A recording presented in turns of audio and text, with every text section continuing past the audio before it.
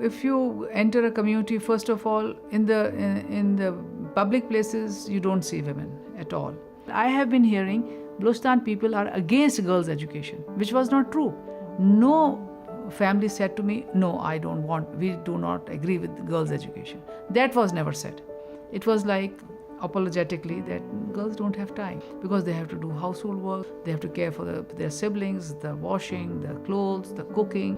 So it was like only one way of life for centuries, one way of life. The families in the rural areas had not seen anything different. I went to a conference and I met a wonderful woman, Dr. Quatralaine Bakhtiari, and we ended up meeting each other at breakfast, and she was sitting there and looking at a map and deciding which breakout sessions she was going to go to. And it turned out we were in almost the same breakout sessions. And I will never forget, there was this expert panel of philanthropists, and I can't remember who else, foundation members, whoever was on the panel. They were experts in high poverty areas, and they were talking about some of the work they had done and some of the impact. I think the theme might have been impact. And Quatralaine raised her hand when they were done and said, what do you do in a country where you have no infrastructure, no roads, there are not a lot of businesses? And she said, I can help educate the youth up to a certain point, but when they graduate, what do you do when there is nothing? There is no job.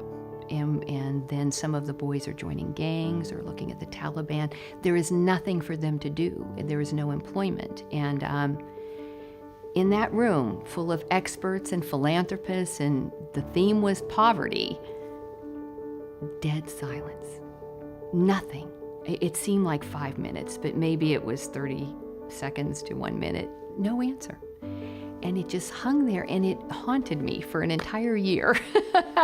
And I liked her so much. I thought, I would love to do a project with her, but I don't know what it is.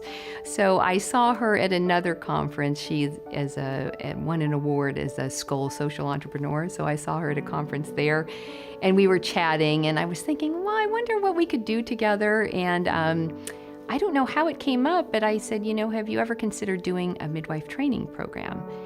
And she said, oh, I've wanted to do a program like that my entire life. In Balochistan, the 98% births takes place at home. I studied the obstacles that are in the life of the girl.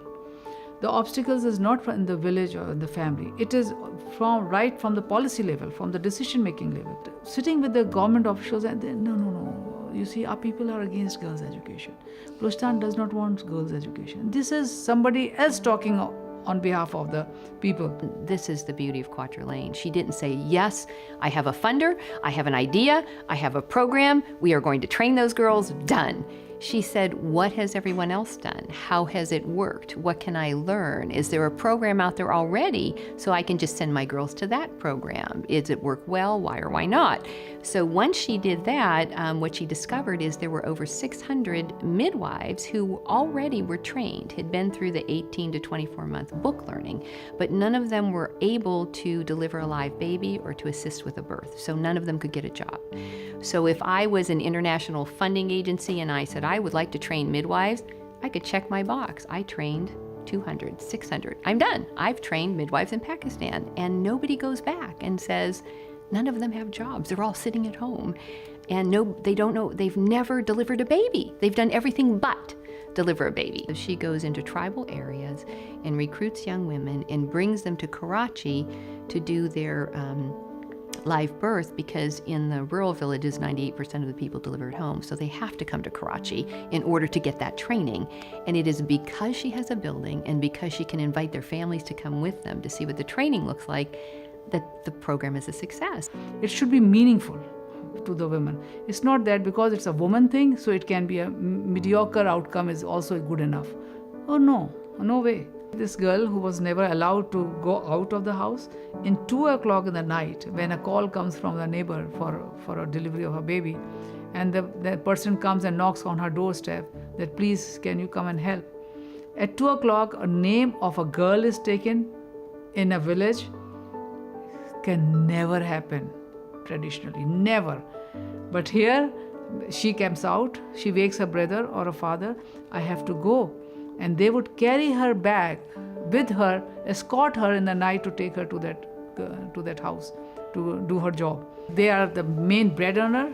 They are the main people considered as bringing honor. She's a decision maker in her home. She travels all the time. So she is like a great activist. She has emerged as a great leader. Her body language and there's a sparkle in her eyes, and she has confidence, and she is a new person. To me, that is the metric. And that is the change. It's in the person, because when somebody sees that, other young women who are interested in doing that will say, well, geez, maybe I would like to do that. Other people in the community get inspired by that kind of energy. For change, you need to have a passion in that person. Get to that passion.